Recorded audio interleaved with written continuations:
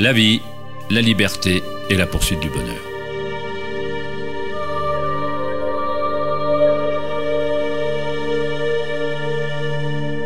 On vit sa vie à la poursuite du bonheur qui se trouve quelque part, comme s'il s'agissait d'un produit.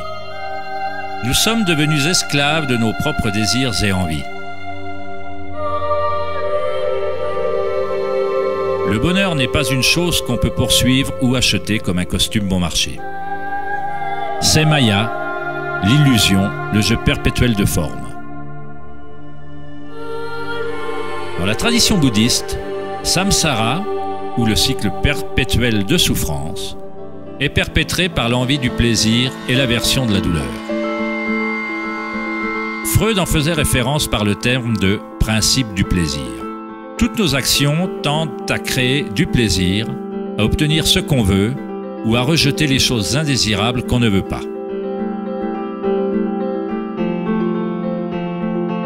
Même un simple organisme comme la paramécie agit de la sorte. Cela s'appelle réponse au stimulus. À l'inverse d'une paramécie, les humains ont plus de choix. On dispose de la liberté de penser, et c'est là que se situe le cœur du problème. C'est la pensée de ce qu'on veut qui est devenue incontrôlable.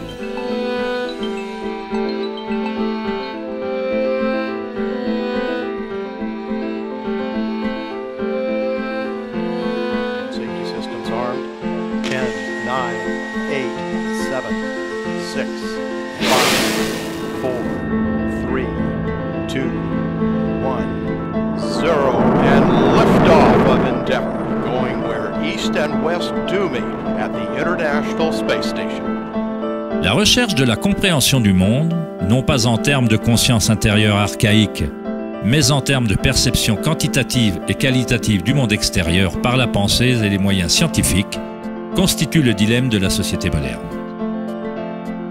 La pensée ne fait que susciter d'autres pensées et d'autres questions. On cherche à connaître l'être le plus profond qui crée le monde et guide son cours.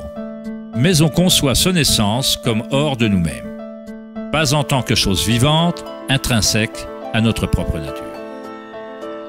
C'est le célèbre psychiatre Carl Gustav Jung qui dit « Celui qui regarde à l'extérieur rêve, celui qui regarde à l'intérieur est éveillé ».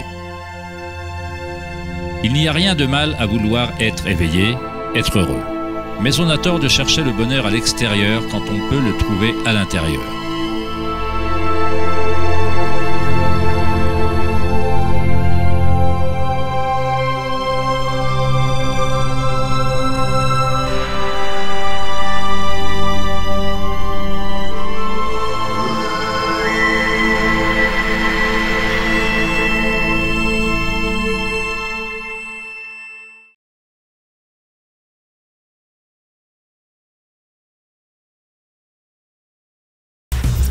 Le 4 août 2010, lors de la conférence d'économie organisée à Lake Tahoe en Californie, Eric Schmidt, le PDG de Google, a évoqué une statistique étonnante. Tous les 2 jours, selon Schmidt, le nombre d'informations que nous créons équivaut à celui des informations que nous avons accumulées de l'aube de la civilisation jusqu'à 2003. Cela représente à peu près 5 exabytes de données. L'histoire humaine n'a jamais connu autant de pensées et d'effervescence sur la planète.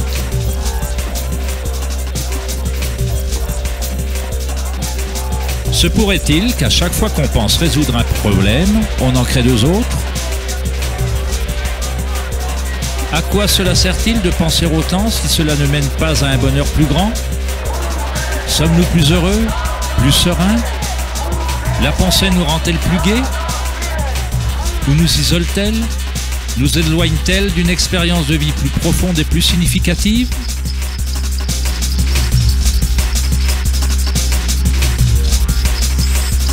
Penser, agir et faire doit s'équilibrer avec être.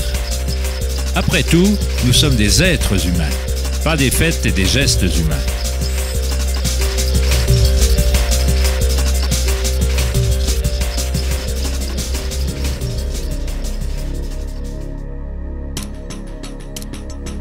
On veut le changement et la stabilité en même temps. Nos cœurs se sont déconnectés de la spirale de vie, de la loi du changement, alors que nos esprits pensants nous mènent vers la stabilité, la sécurité et la pacification des sens. On assiste aux meurtres, aux tsunamis, aux tremblements de terre et aux guerres avec une fascination morbide. On tente de s'occuper l'esprit constamment, de le remplir d'informations, d'émissions télévisées affluent de tout système concevable, de jeux et de puzzles, de messages textuels et de toutes choses insignifiantes. On se laisse hypnotiser par le flot incessant de nouvelles images, de nouvelles informations, de nouvelles façons de titiller et d'apaiser ses sens. Au cours de périodes de paisibles pensées intérieures, il se peut que notre cœur nous dise que la vie est plus que la réalité actuelle, qu'on vit dans un monde de fantômes affamés, désireux et jamais satisfaits.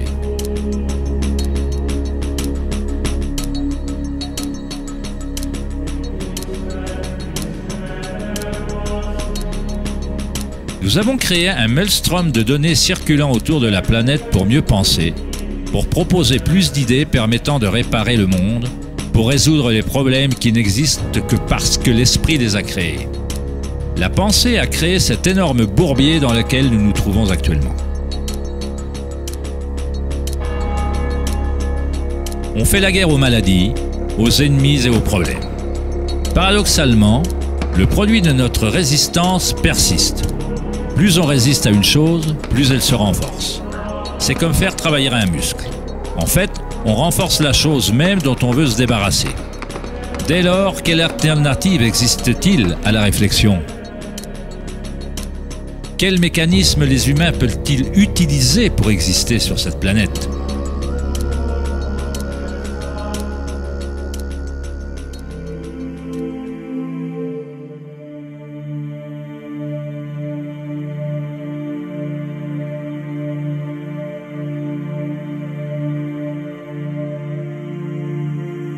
Au cours de ces derniers siècles, alors que les cultures occidentales se sont focalisées sur l'exploration du physique par la pensée et l'analyse, d'autres cultures anciennes ont développé des technologies tout aussi sophistiquées pour explorer l'espace intérieur. C'est la perte du lien avec nos mondes intérieurs qui a déséquilibré notre planète. L'ancien partisan du « connais-toi toi-même » a été remplacé par le désir de ressentir le monde des formes extérieures. Il ne s'agit pas simplement de répondre à la question « Qui suis-je ?», en décrivant les informations sur une carte de visite. Dans le bouddhisme, on n'est pas le contenu de sa conscience. On représente à peine un ensemble de pensées ou d'idées parce que, derrière les pensées, quelqu'un est témoin des pensées.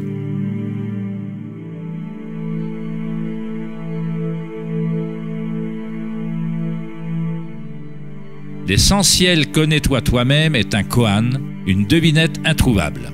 À la longue, l'esprit se fatiguera à essayer de trouver une réponse. C'est uniquement l'identité du moi qui veut trouver une réponse, un objectif, comme un chien qui court après sa queue.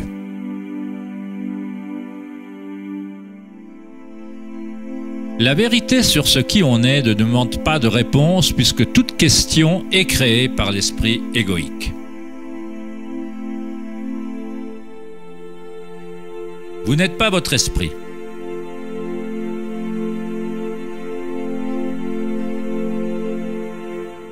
La vérité ne se trouve pas en augmentant le nombre de réponses, mais en diminuant le nombre de questions.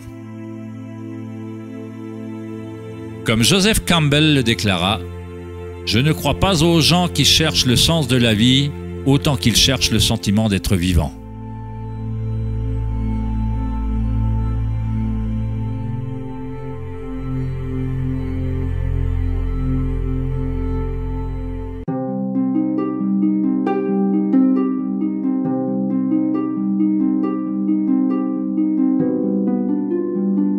Quand on demanda au Bouddha « Qu'êtes-vous » il répondit simplement « Je suis éveillé ». Qu'est-ce que ça veut dire, être éveillé?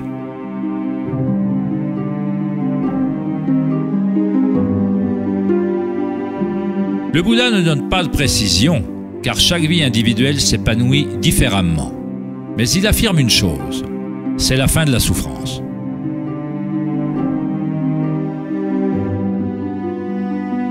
Dans chaque grande religion, cet état d'éveil porte un nom: paradis, nirvana ou moksha. Il suffit d'avoir l'esprit au calme pour se rendre compte de la nature du courant. Tout le reste suit dès lors que l'esprit est calme. Dans cette tranquillité, les énergies intérieures s'éveillent et fonctionnent sans aucun effort. Comme le disent les taoïstes, Qi suit la conscience.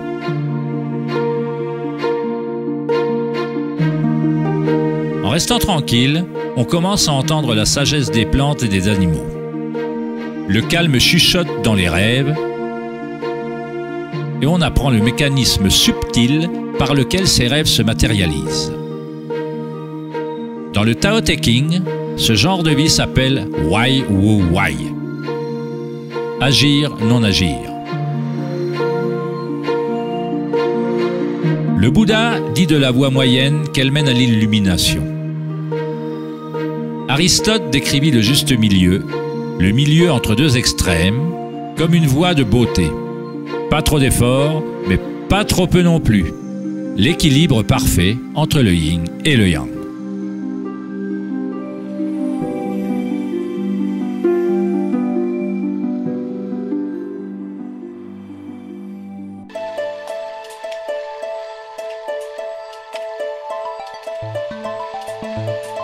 La notion du Vedanta des Mayas, ou l'illusion, est le fait de ressentir la projection de l'environnement par la pensée plutôt que l'environnement lui-même.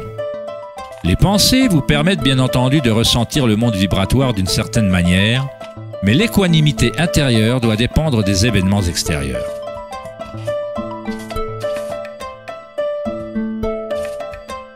Croire en un monde extérieur indépendant du sujet qui perçoit est fondamental à la science. Mais nos sens ne nous donnent que des informations indirectes.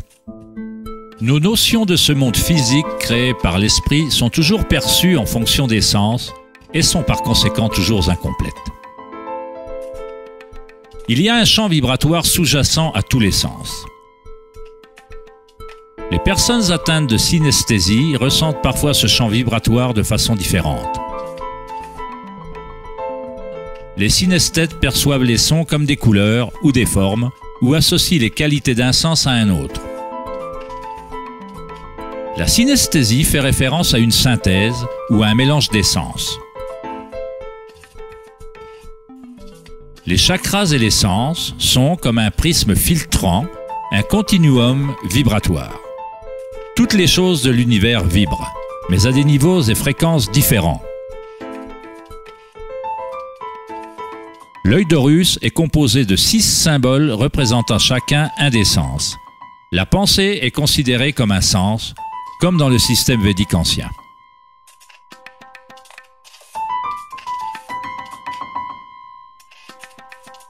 Les pensées nous parviennent au moment même où le corps ressent des sensations. Elles proviennent de la même source vibratoire. La pensée n'est qu'un outil, un des 6 sens. Mais nous l'avons élevé à un tel niveau que nous nous identifions avec nos pensées. Ne pas identifier la pensée comme un des 6 sens est très significatif. On se laisse tellement submerger par la pensée que d'essayer de la définir en termes de sens est comme parler de l'eau à un poisson. L'eau, quelle eau ?